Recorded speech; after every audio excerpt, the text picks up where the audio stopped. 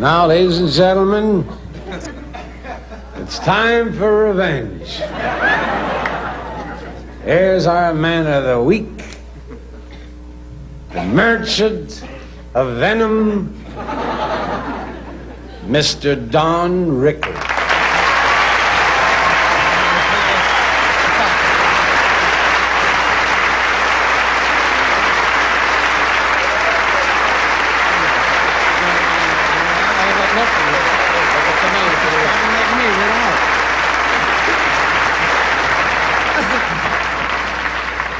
Mr. Chairman,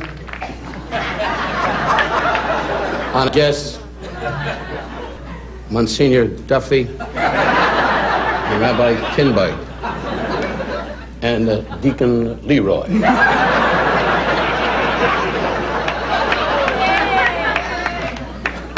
Some church in the back, no Deacon Leroy. Well, kids my gathering. It is without question, in fairness to Mr. Dean Martin, this has been one of the longest evenings I've ever spent in my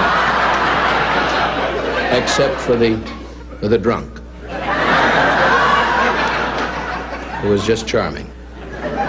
I know the hour is late. The dinner was absolutely fantastic, I must say that.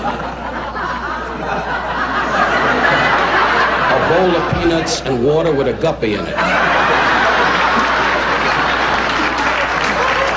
One of the cheapest. I would like to tell you something about this. They make it seem to you out there in television land that we're all here with big turkey dinner or something going. These people are all called, and my name is mentioned like he don't care. He's at home with his wife going, everybody loves somebody. He doesn't know he's here right now. But he's a millionaire, and he says, hey, as a favor, I'll come down and we'll kid with the Jew for a couple hours. I say to you, Dean, with all sincerity, if Italy goes to war, so help me, I'll back the other side.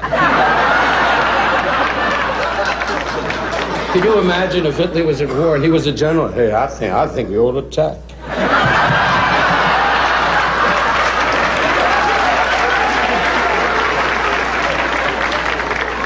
But I'd like to clear up a matter right off the bat and tell you from the top.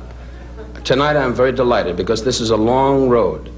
I had my first big break on the Dean Martin show through Dean and Greg Garrison, his producer, when they put me on a show for the first time with every celebrity in Hollywood, and I was completely soaking, perspiring to the death of me. And I'd like to say right out in front, so it's not lost in tape, that I thank you, Dean, really, because if it wasn't your wonderful belief and believing in me, and Greg, really, maybe this day would not have come about. And I'm forever grateful to you. Really.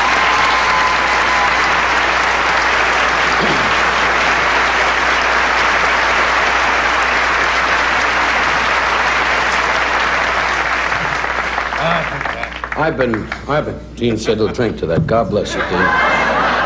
His lovely wife sits by the bed every night saying, try to reach the medicine.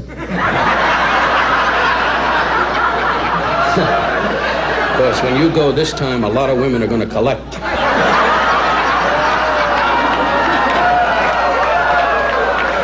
No, he's got a lovely wife. His lovely wife. What's her name? Tasha? Catherine. She's a lovely girl. You'll find her in the lobby later going, would you buy me a sweater? Poverty-stricken broad. It's embarrassing, it really. I'd like to say, going down the line, first of all, Nipsey Russell, a dear friend. Many, many times you've asked to hang out with me, but I felt it embarrassing. I, being a Jew, I don't need no watermelon truck around me, I'll tell you that right now. And don't put that over your head. A couple of guys from Georgia will come up here. But I love you, Nipsey. Black or white, it doesn't matter to me.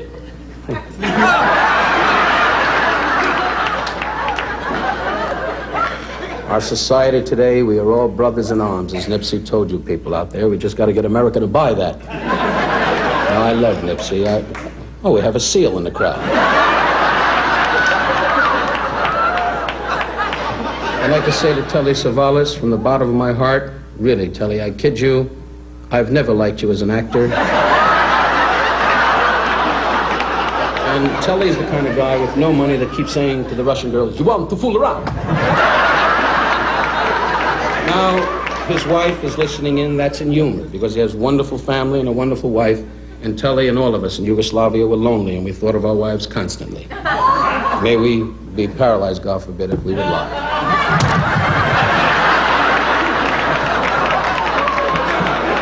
But being in Yugoslavia, the biggest excitement we had was watching Tito's dog go to the bathroom. So you must understand. Bob Newhart made the claim that he was my closest friend. I have never met Bob Newhart. I'll put it to you another way. Bob Newhart goes to many gay parties. That's why you hear him going, you want to dance? Cliff Robinson is a fantastic actor. Cliff is sort of like Clint Eastwood, kind of down, kind of, well, you died, Cliff. That's what you did.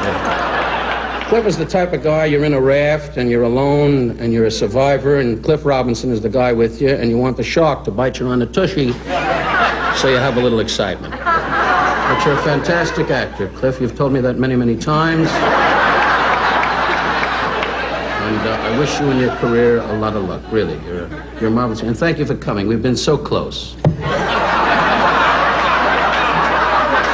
I met the guy once buying a paper. But thanks, Cliff, for coming by. I know how busy you are with your busy schedule, standing by the studio gate at Warner Brothers saying to the cop at the gate, won't anybody see me? But good luck to you. Rowan and Martin, you were completely bad. But I say this to Dick and Dan, one of the great teams. They hang out together. When Dan went on his raft around the world, Dick was saying, I hope the wind shifts. But they're a great team. They've had great success. They're going to be on NBC again this year. Look at this, they both went, are we? I don't know. I hope not. But I love you both, and you're marvelous men.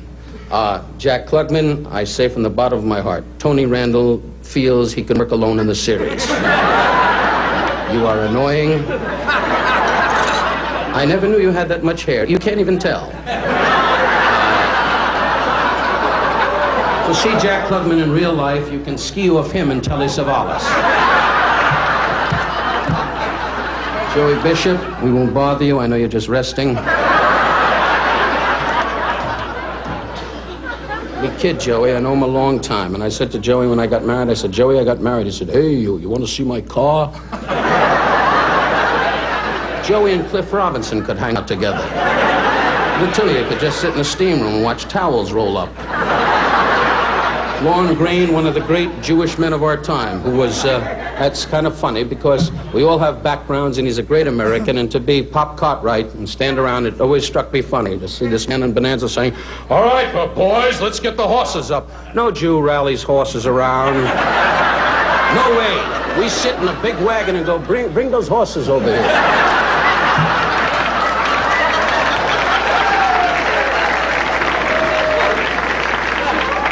Rich Little, someday you gotta do you, and maybe your wife will leave you.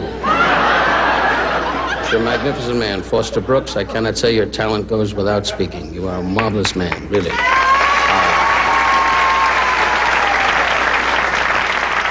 Pat Henry is my dear friend. He knows Frank Sinatra personally. In fact, they're that close. When Frank takes his car out, Pat runs in front of the car and checks for mines.